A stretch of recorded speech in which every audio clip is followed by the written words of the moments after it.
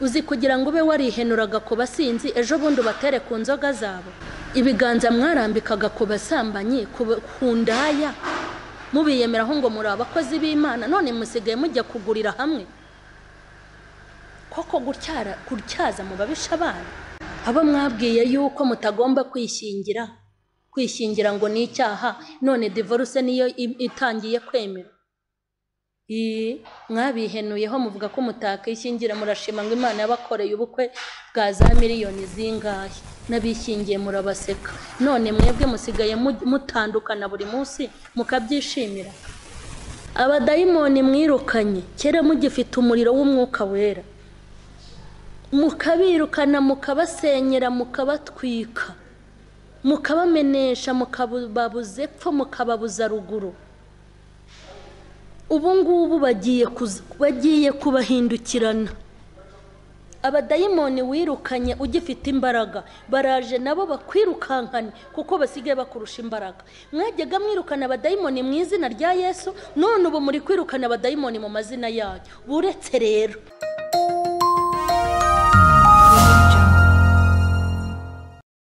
reka dutangire tubasuhuza tunabaha ikaze inshuti bakunzi ba Iyobokamana TV.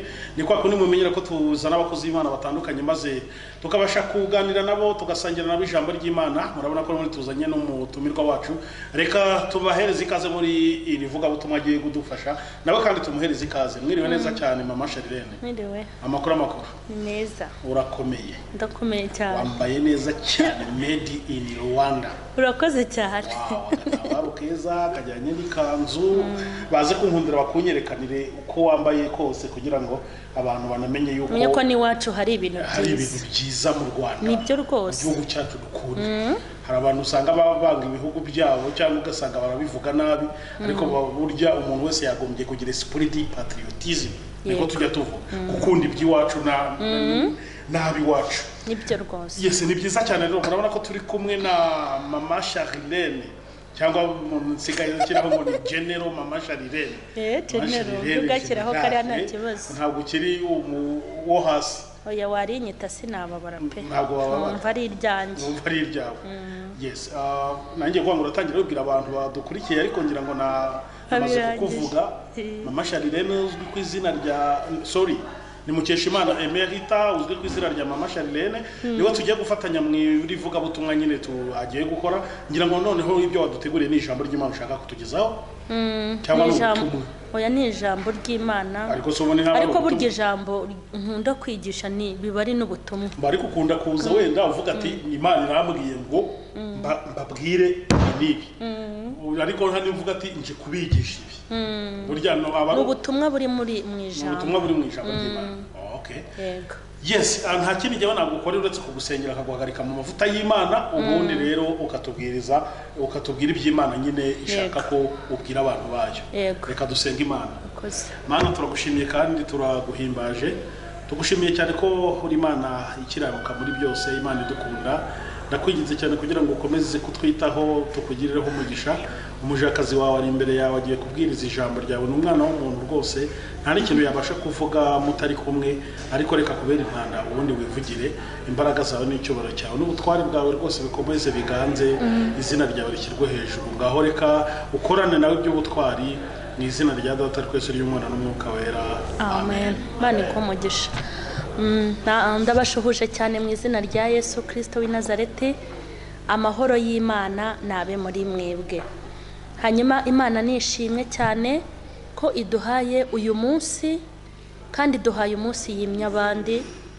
Ntago abo yawuhaye hari icyo barushije abawubuze, ahubwo byose bikorwa n'Imana, ariko nihabwa icyubahiro.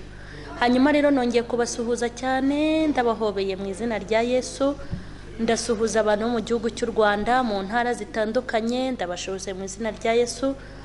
Ndasuhuza abantu bo mu bihugu byinshi kandi bitandukanye, amahoro y'Imana bane namwe. Ndabashuhuje abantu mu bihugu byinshi ntabasha kurondora muri aka kanya. Ndasuhuza abantu bashinzwe umutekano hano mu Rwanda no mu bihugu by'amahanga, hano henshi hatandukanye. Imana y'amahoro ikomeze kubitaho mu izina rya Yesu. Ndabakunda kandi n'Imana irabakunda. niyo mpamvu buri munsi Imana ihora itekereza ikintu yabakorera cyangwa icyo yabaha. Niyo mpamvu ikintu Imana itekereza kiri ku mutima wayo iragenda ikagifata ikagishyira ku mitima yacu kugira ngo natwe tubibabwire, kuko ibyo tuvuga ntabwo ibyo tuvuga ari ibyo twize mu ishuri, nta nubwo ibyo tuvuga ari imirage y'aba data baduhaye na ba mama, kandi nta nubwo ibyo tuvuga ari ibyo twaranguye ngo tubicuruze, ahubwo ni ibintu Imana ijya iduha kugira ngo abantu bayo barusheho kwaguka no kugubwa neza. Nimukomere rero cyane, Imana yacu irahari kandi iracyahari. Ndifuza yuko tuganira ijambo ry'Imana muri Samweli, igitabo cya mbere cya Samweli, ibice byaho 13 umurongo wa 19. Dusome mu izina rya Yesu. Igitabo cya mbere cya Samweli ibice 13 umurongo wa 19 aravuga ngo, icyo gihe nta mucuzi wari ukiboneka mu gihugu cya Isiraheli, kuko Abafilisitiya bavuze bati tujye tubabuza Abaheburayo kwicurishiriza inkota n'amacumu, ariko Abisiraheli bose bajyaga bamanuka bakajya mu Bafilisitiya ngo umuntu wese atyarishe uruhabuzo rwe n'isuka ye n'intorezo ye n'umuhoro we, ariko bari bafite ityazo ryo gutyazaho imihoro n'amasuka n'ingobe n'intorezo, niryo ryatyazaga, niryo gutyaza ibihosho.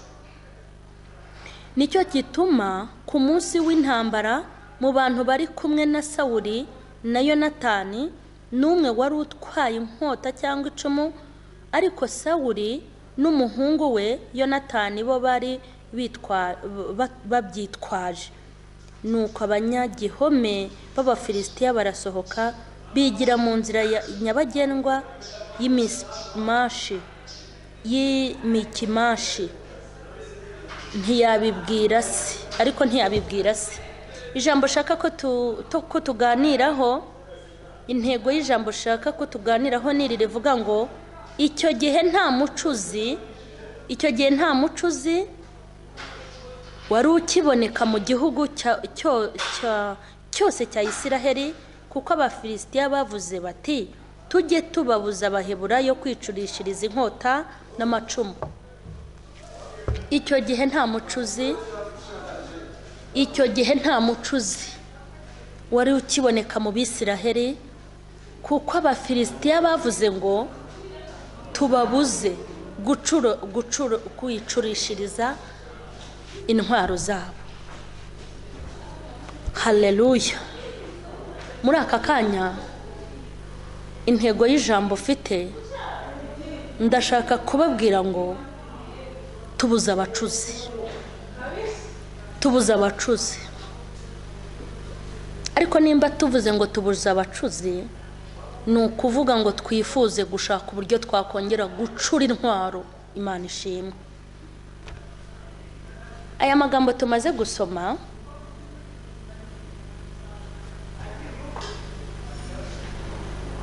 umugabo umwe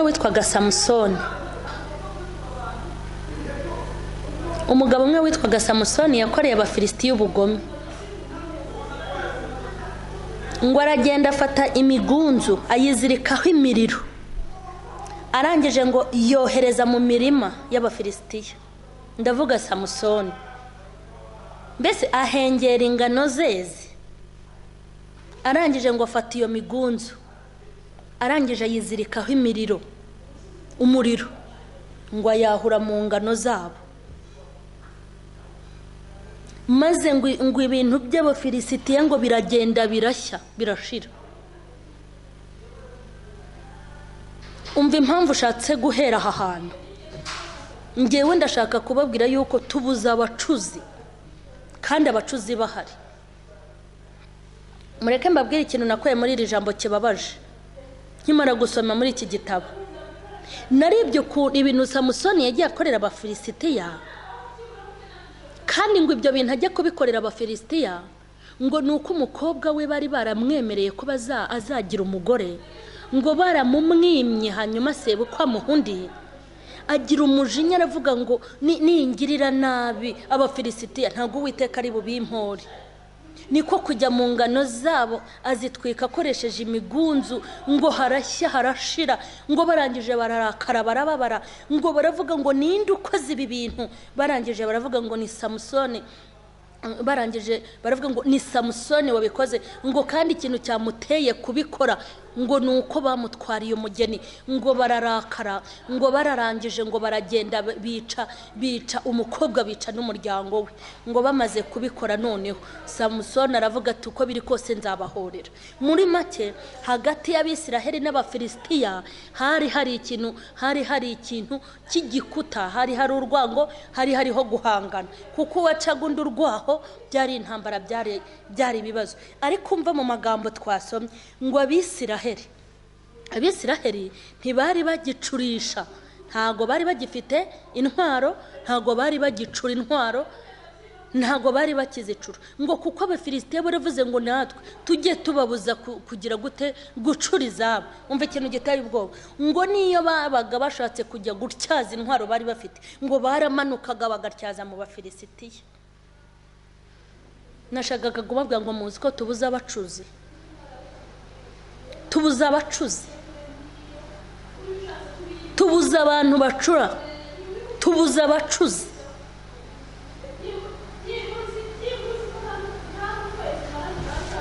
Tubuza abacuzi kandi bahari.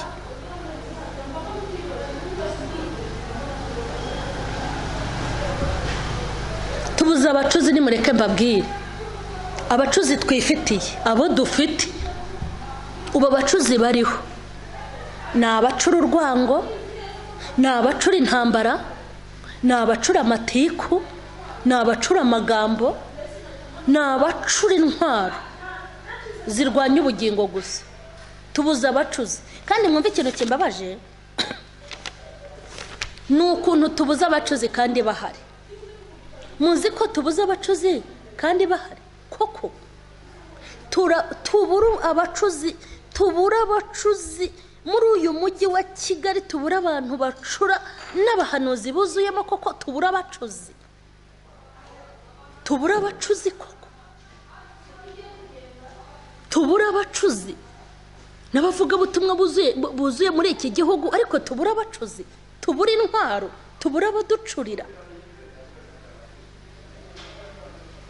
tubura abacuzi n'abapasiteri bari muri iki gihugu, tubura abacuzi n'ababishopu muhari, tubura abacuzi n'abapotre mwuzuye hano, tubura abacuzi n'abashumba muhari, tubura abacuzi n'abadiyakoni bangana namwe bari muri iki gihugu, tubura abacuzi n'abaririmbyi n'amakorari yuzuye muri iki gihugu, tubura abacuzi n'abanyamasengesho bahari, kuko tubura abacuzi n'abakirisiti ibihumbi n'ibihumbi byuzuye muri uyu mujyi, byuzuye muri iki gihugu, tubura abacuzi n'insengero zuzuye, kuko byari bikwiye yuko tubura abacuzi. Umubare w'abakirisitu, umubare w'abacuzi n'umubare w'intwaro ntago bingana. Ukurikije umubare w'uko tungana, twari dukwiye kuba dufite intwaro. Hari induru ziba zidahari, hari intambara ziba zicecetse, hari intambara tuba tutarimo, hari ibibazo biba byarakemutse, hari amahoro abantu baba bafite mu miryango, hari amahoro abari mu matorero. Ibi byose ni ingaruka zo kutagira abacuzi, kandi nubwo tuvuga ngo ntitubafite barahari. Abacuzi baravuze.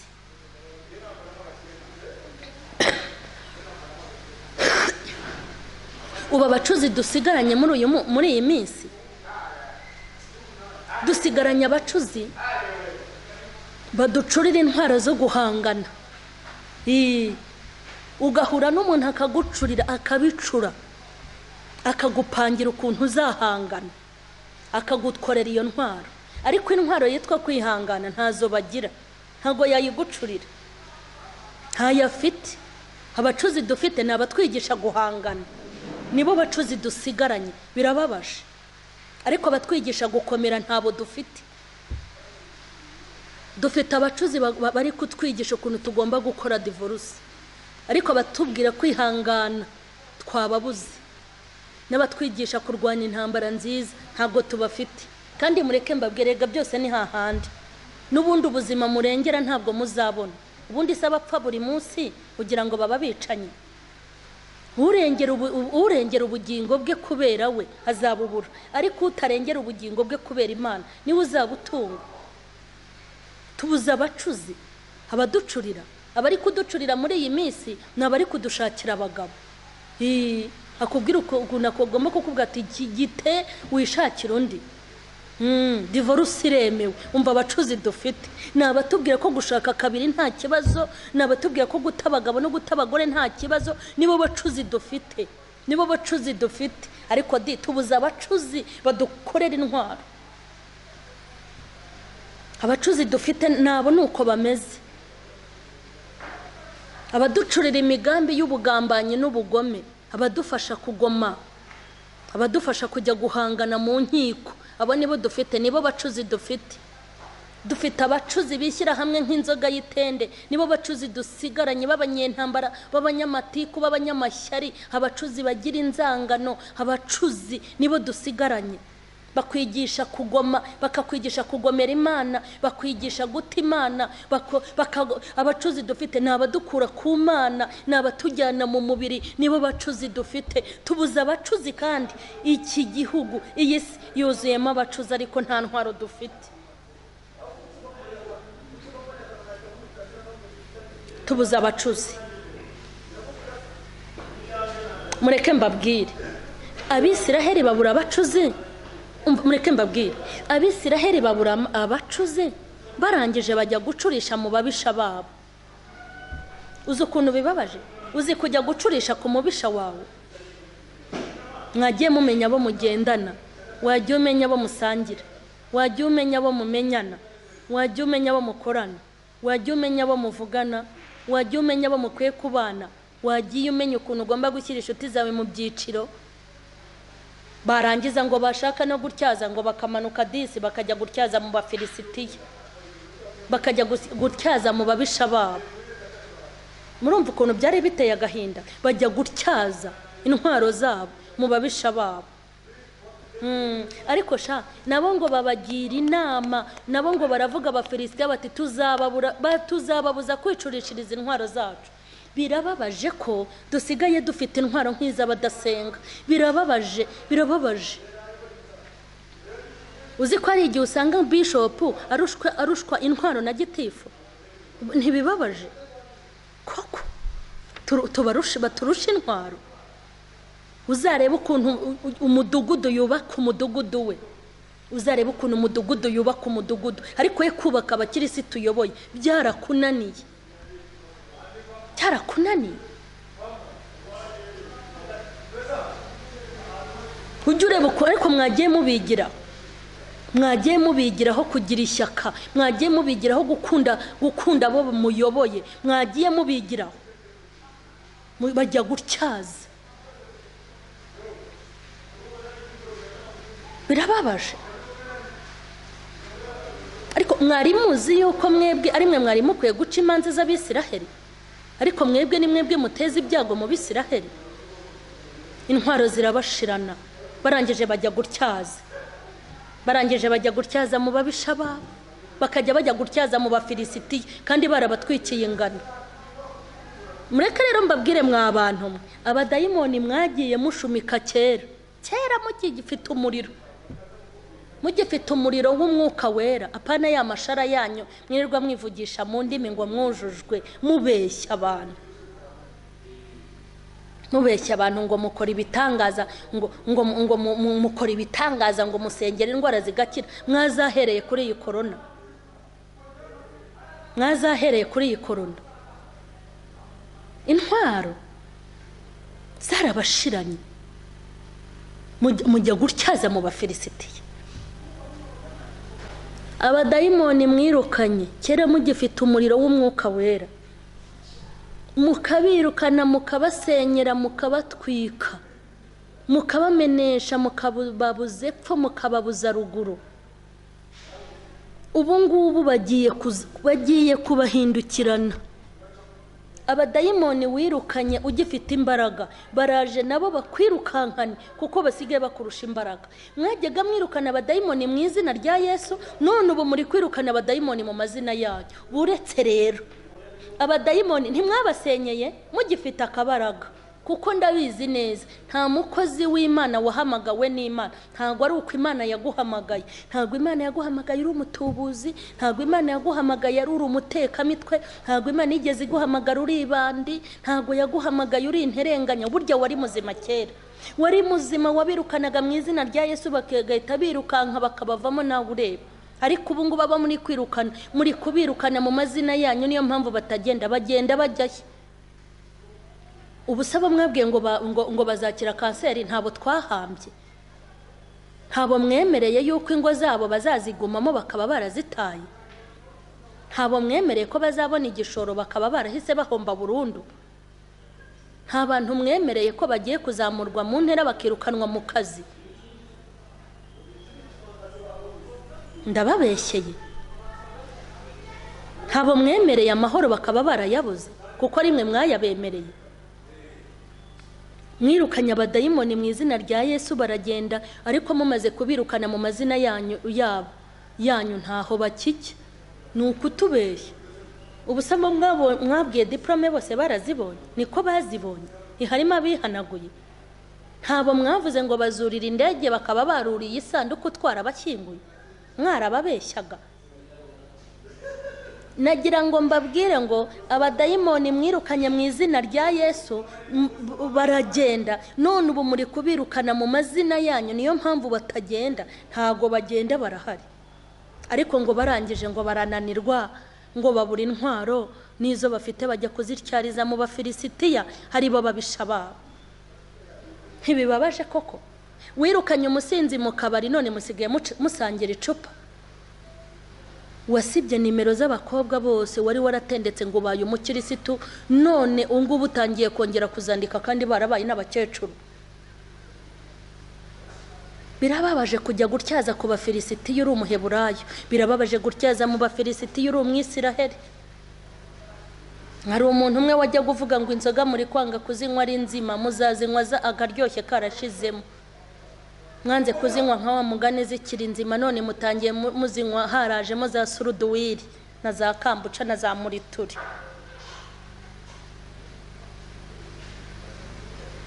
Babura batyazi, barangije ngo batangira kujya gutyaza mu Bafilisitiya, ari bo babisha babo. Abantu mwabirukanye mu bapfumu, mwabirukanye mu bapfumu disi, mubirukana mu bapfumu ngo ni Imana ibibategetse, none namwe musigaye mujya gupfumaguzayo, mwasubiyeyo. Mureke mbabwire, umugabo umwe witwa Sawuli ngo yari yarirukanye abashitsi bose n'abapfumu n'abacyara bamenesheje, ngo igihe kigeze ijwi ry'Imana ricecetse, ngo arangiza ajya gushikisha kuba yari yaramenesheje, yarabishe, ajya kubaririza ati nta warokotse, ngo njye kumubuza amakuru. Birababaje kujya gutyaza mu Bafilisitiya. Imana ibaha intwaro kandi Imana ibaha amatyazo yanyu.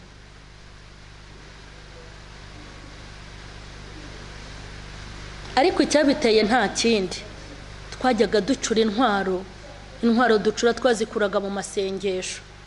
Abantu baba bagiye gusenga bakahavana intwaro, yego bakahavana intwaro disi. Ariko amasengesho yarasigaye ari muri iyi minsi, yarasigaye ahari, yari amasengesho yo gushaka amaturo, yari amasengesho yo gushaka ibya 10, yari amasengesho yo gushaka amafaranga. Noneho ikindi kintu cyateye nuko mu kimbo cy'amasengesho abantu bari barahashyize amahugurwa. Ariko se kampani zizagira amahugurwa, namwe abakirisitu mugira amahugurwa? Ntago guhugurwa ari icyaha, ariko abakirisitu bagira amahugurwa yabo. Imana idutabare. Abantu baducurira intwaro twababuze,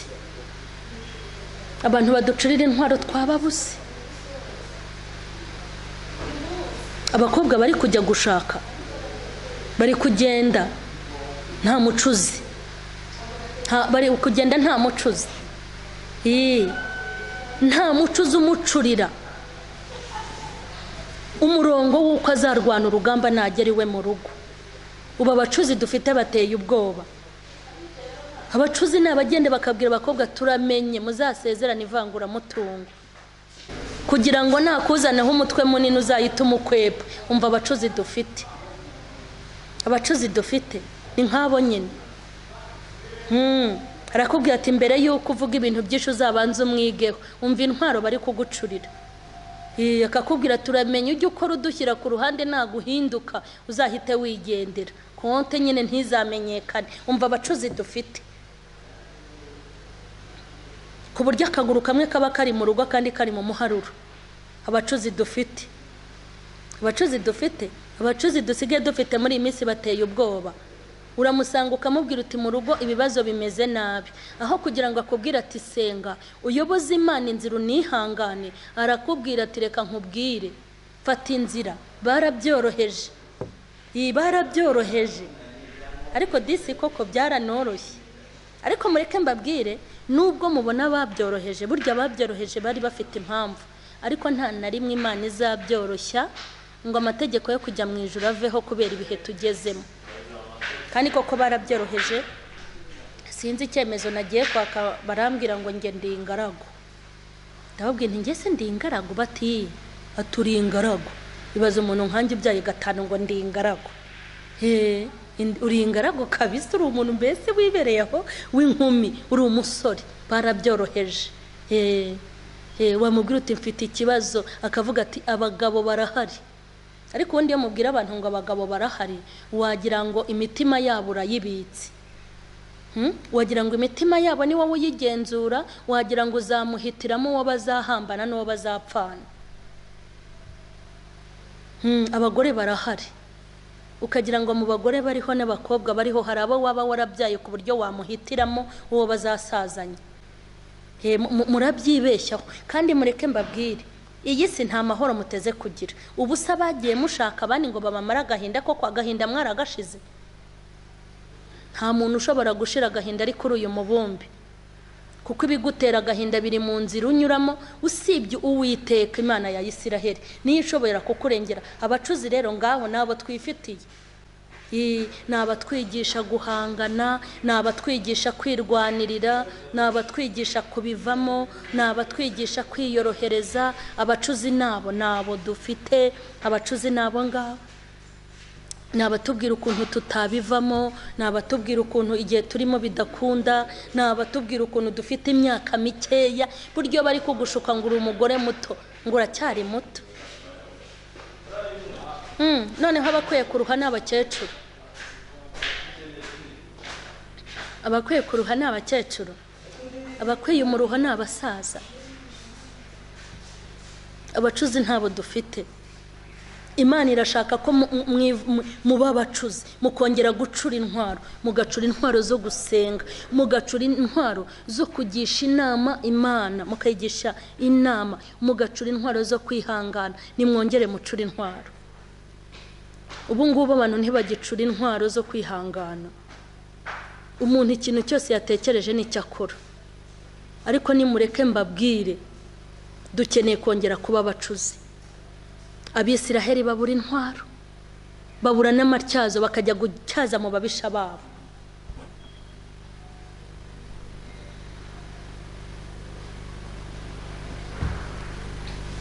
Dusigaranye abacuzi bateye ubwoba. Sigaye mbona abakomisiyoneri basigaye bari mu bakirisitu. Abakomisiyoneri basigaye bashakira abantu abagore cyangwa bashakira abantu abagabo. Upfa kuba uvuga uti tuvuye gukora divorce, urahita ubona abakomisiyoneri. Urahita ubona umukomisiyoneri rwose arahitamo gushakira utaramubona, nuko utaramenya abo bakomisiyoneri. Uzamumpasi, mumpasi. Koko iryo jambo ni iry'abakirisitu. Azamugupasi ngo ntago mushaka gusaza nabi. Ariko yewewe, umuntu wese utubaha Imana, umuntu wese wica amategeko, ntago gusaza neza byemerewe. Gute se ko Bibiliya ivuga ko nta mahoro y'abanyabyaha? Erega ibi bintu byose, ibibazo byose mubona biriho, nuko abacuzi babuze. Turacurirwa nandi ntwaro. Ninde wagucurira intwaro koko? Imana idutabare. Birababaje kubona abakozi b'Imana buzuye muri iyi si ariko intwaro tukaba tutazifite kandi abacuzi bahari. Umubare w'abacuzi n'umubare w'intwaro zihari ntazo. Abacuzi barahari ariko tubuze intwaro. N'abitwa ngo bari kujya gutyaza, bari kujya mu Bafilisitiya gutyazayo.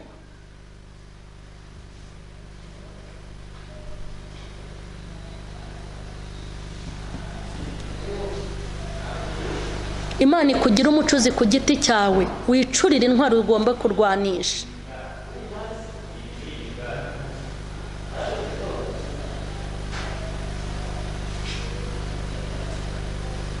Tubuze abantu baducurira intwaro ngo baduhe kwihangana. Intwaro yitwa kwihangana. Intwaro yitwa kwihangana disi tubuze abacuzi baziducurira ngo baziduhe. Uramusanga aha kugira ngo gucurira intwara yiguhe ujye kurwana. Akakwigisha gupfa, akakwigisha kugwa, akakwigisha kugomera Imana. Abacuzi barabuze. Tubuze abatwihanganisha mu ntambara. Ese undi ko mutinya gupfa ubundi muzarama? Muzabaho iteka ryose? Uzi ko mutinya urupfu kubi? Warutinya utarutinya byose ni hahandi ruzakujyana. Ibintu by'ubugingo nta muntu ukibitekereza, ibintu byo kujya mu ijuru nta ukibitekereza, kuba umuntu yagomera Imana akabitinya nta muntu ukibitekereza. Abantu bafite gahunda y'iterambere ry'inaha gusa. Ariko ikintu kintera agahinda iyo witegereje abantu bari kuvinaha bakahava baharira, bakahava barahubatse ama etaje, bakahava bahafitiye abagore beza n'abagabo beza babanye neza, ukabona ukuntu bari kuhava buri munsi. Ntago wari ukwiye kuhagundira. Kugundira iki kibiri gusa ubugingo bwawe bugahungabana, nta kintu bimaze. Tubuze abacuzi. Uzi intwaro mubitse muri za biro zanyu mwaba bishop namwe ba apotre, bashumba, ba pasiteri. Intwaro zanyu ni iz'umubiri gusa, ni izo kwica abantu mu bugingo. Kandi mureke mbabwire muri kwangiriza Imana, muri kwangiriza Imana, muri kwangiza abana b'Imana, muri kwangiriza Imana kandi muzangiriza Imana namwe izabangiriza. Narabibabwiye uzateza imbere Imana nawe iguteza imbere, nuziyangiriza nawe izakwangiriza. Intwaro zirabuze. N'abari gutyaza bari kujya gutyariza mu Bafilisitiya. Twabuze abantu baducurira inama nziza. Uzi ko twabuze abantu baducurira inama nziza? Urajya gucurisha ku mupasiteri ukamubwira uti mfite abakobwa 3. Umwe ntiyize, undi yarize, umwe nta kazi afite, undi wakoreraya. Akakubwira ati utarize yakumarira iki? Umva abacuzi dufite. Umva abacuzi dufite ukuntu bameze. Uratwara utarize ngo akumarira iki? Uratwara udakora ngo azakumarira iki? Ese ukora we yavutse akora cyangwa uwakize yarabuvukanye? Ese ubundi uwo nguwo ukora bakamwirukanyeho uzamubwira ngo yishakire undi ugafite? Ni abacuzi nabo dufite. Ni ukukubwira ati urebe uhembwa agafaranga kenshi. Imana yabo ninda. Abacuzi ntabo dufite. Namwe mwirukanka ngo murajya gucurisha, murabacurisha hose bafite intwa bazi gucura se baracyabishoboye. Murajya gutyaza se amatyazo barayagira ko nabo bajya mu babisha babo.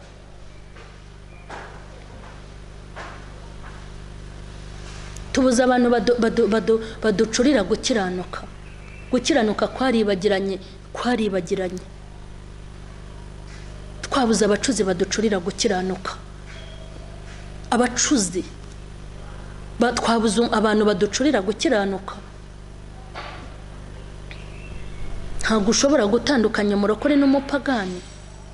Barasaba reba kimwe, bakora bimwe, bagambirira bimwe kugira ngo urobanure umurokore n'utari umupagani, umurokore n'utari umurokore. Biragoye kuko gucura byananiranye. nta bacuzi dufite. Gukiranuka, twabuze abantu baducurira gukiranuka. Ubu umuntu wese gahunda ye ni ugushyira mu nda, gahunda ye ni ukuba hano mu isi. Ninkiranuka ndapfa, ninkiranuka nzakena, ninkiranuka nzabaho nabi, ninkiranuka. Mbese ni ugukiranirwa ariko ukiberaho neza.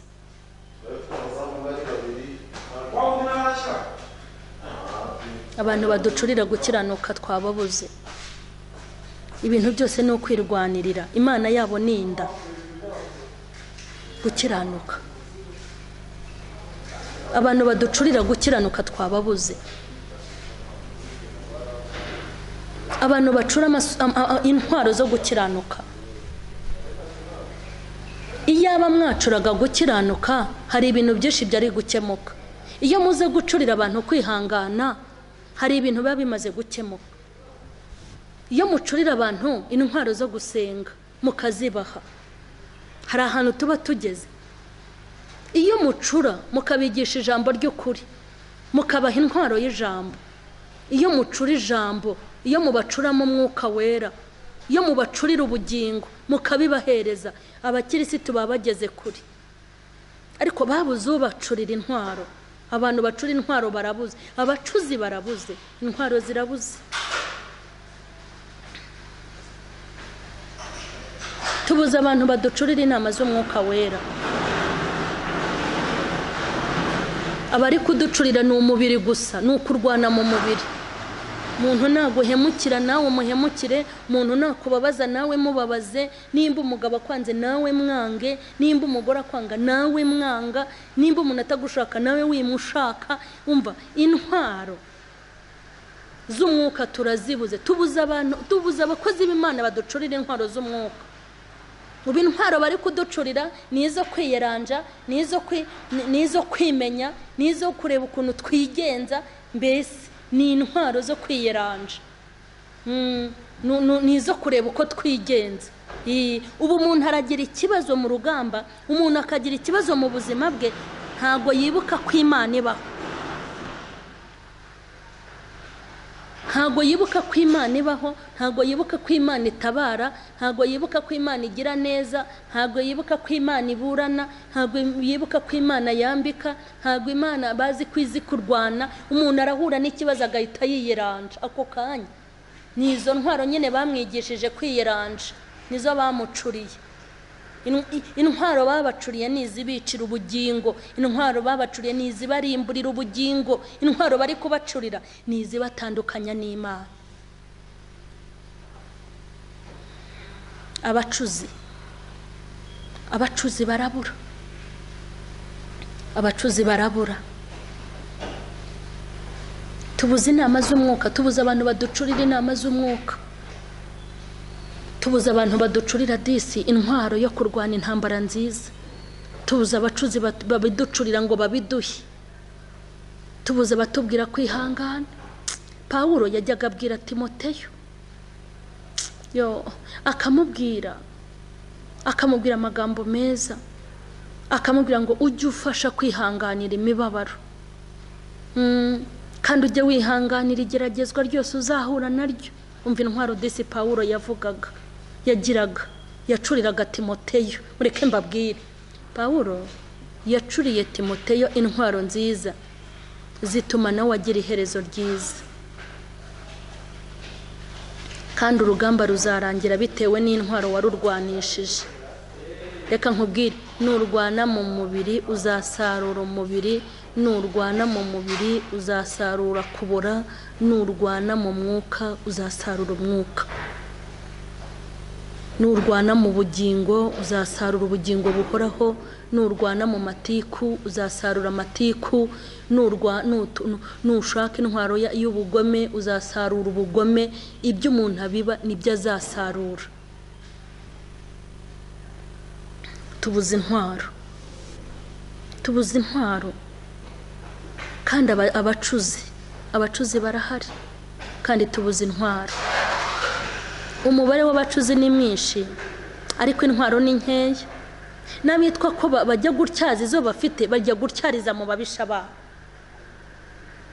uzi kugira ngo ube warihenuraga ku basinzi ejo bundi batere ku nzoga zabo, ibiganza mwarambikaga ku basambanyi, ku ndaya, mubiyemeraho ngo muri abakozi b'Imana, none musigaye mujya kugurira hamwe.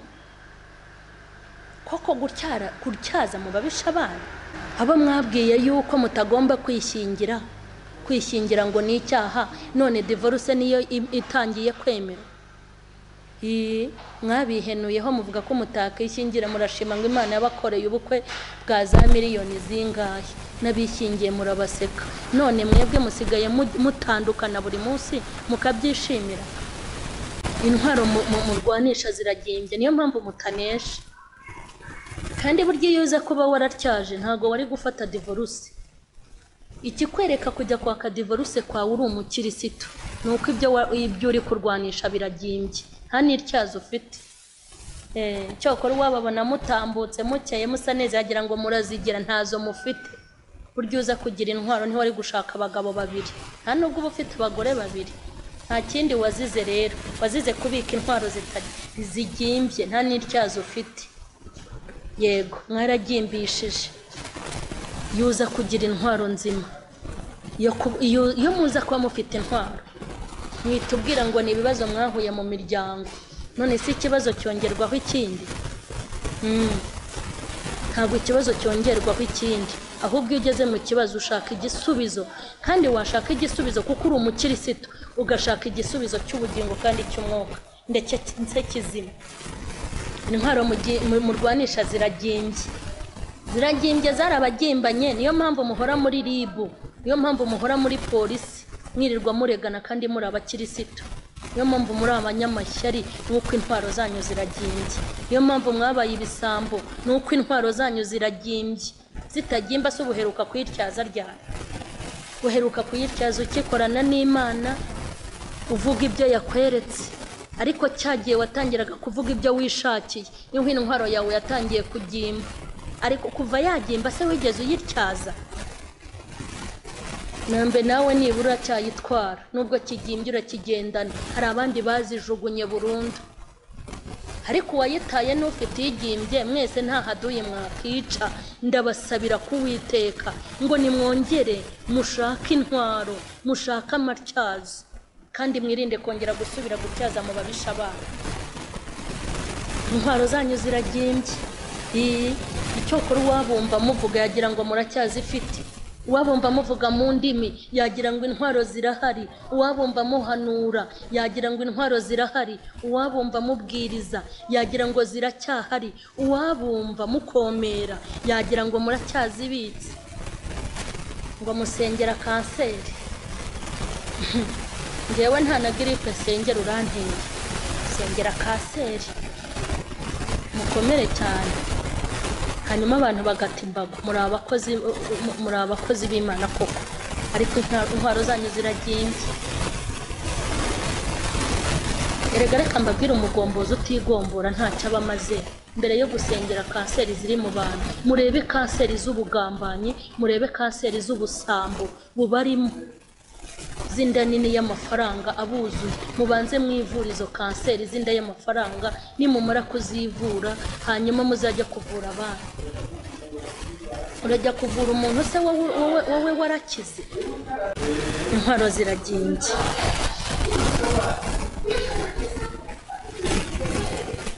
Imana nibahe gupfa intwaro, Imana ibahe intwaro,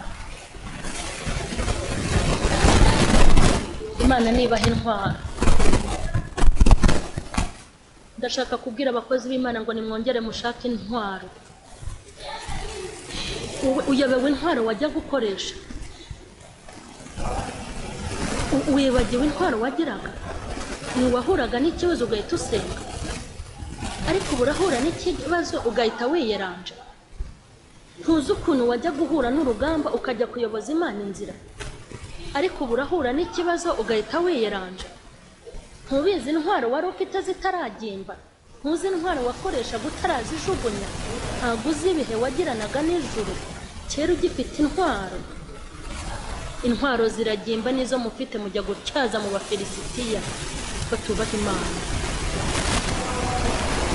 Imana nitanga intwaro. ndifuza ko buri wese ashaka intwaro, kandi mureke mbabwire intwaro ni nyinshi. Ni nayo mpamvu buri wese agomba kugira intwaro agomba kurwanisha, kuko urugamba turwana ntabwo ari rumwe. Njye mfite urugamba rwanjye, intwaro ngomba gukoresha ndayizi. Nawe burya wahuye n'urugamba rwawe, hari intwaro yawe wagombaga gukoresha. Ubu rero mugenda mubatuza intwaro z'abandi. Ese reka nkubaze, uzabatuza intwaro z'abandi ujye kuyirwanisha, uzibayirwanisha gute washatse intwaro yawe? Ngo ntuza yashatse umugore wa kabiri none yarahiriwe, ngo ntuza yifitiye umugabo wa gatatu none aguwe neza. Mwaretse gufata intwaro z'abandi ko buri wese agira yarwanisha. Washatse intwaro zawe ko ufite urugamba rwawe. Urugamba rwawe uko rwatangiye ko atari ko ruzarangira, urugamba rwanjye n'urwawe ko bidahuye. Washatse intwaro abakobwa bakoresha ko atari z'abasore bakoresha, intwaro umugabo akoresha ko atari y'umugore akoresha, intwaro abadasenga bagira ko atari z'abasenga tugira. Washatse intwaro yawe ukiga kurwana. Ubu rero mwafashe intwaro z'abanyamahanga nizo musigaye mukoresha.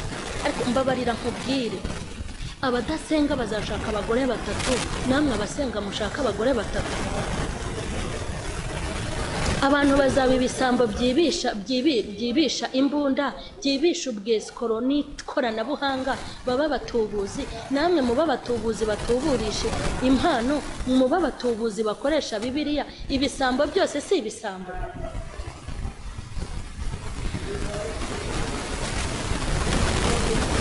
Buri wese niyige gushaka intwaro ye, kuko intambara zacu si zimwe, nta nubwo ziteze kuba zimwe. Buri wese afite urugamba rwana, kandi buri rugamba rugira ukuntu rugomba kurwanwa n'intwaro. Nimutangire rero mwongere mucure izindi. Bakozi b'Imana nimucure gusenga. Intwaro yitwa gusenga mwayirambitse hasi. Abantu benshi ntimugisenga, musigaye ngo mufite ababasengera. Mwagize Imana disi, ariko ababashuka ngo barabasengera.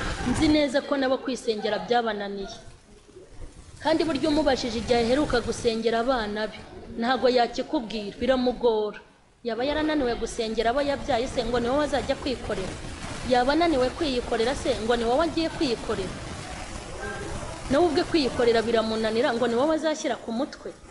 Intwaro yitwa gusenga, intwaro yo kwihangana, intwaro yo kwirinda, intwaro yo gutinya Imana, intwaro y'ukuri. Tugiye gusenga Imana, tugiye gucira Imana bugufi.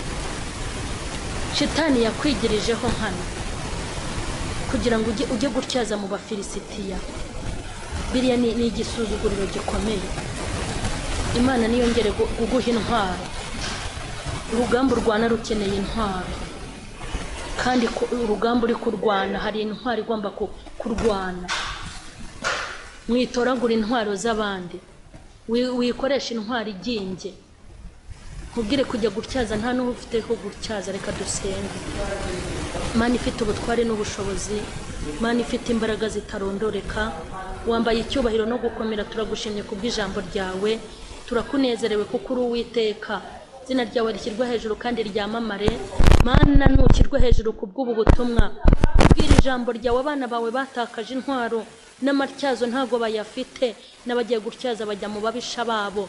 Ariko tugucire bugufi tugutakira ngo umuntu wese umuhe intwaro kugira ngo amenye uko akwiye kurwana urugamba rw'umwuka. Turasenze ngo nushyigikire abana bawe, nushyigikire abantu bawe, imbabazi zawe zibatwikire, kugirirwa neza n'Imana bibabeho. Cyubahiro n'ikibi cyawe ni mu izina rya Yesu, amen. Mana ibaho umugisha. Nimero zanjye za telefone ni 0783542668. Hanyuma mbifurije amahirwe masa yo kongera gushaka intwaro no kubika amatyazo. Mana nihabwe icyubahiro.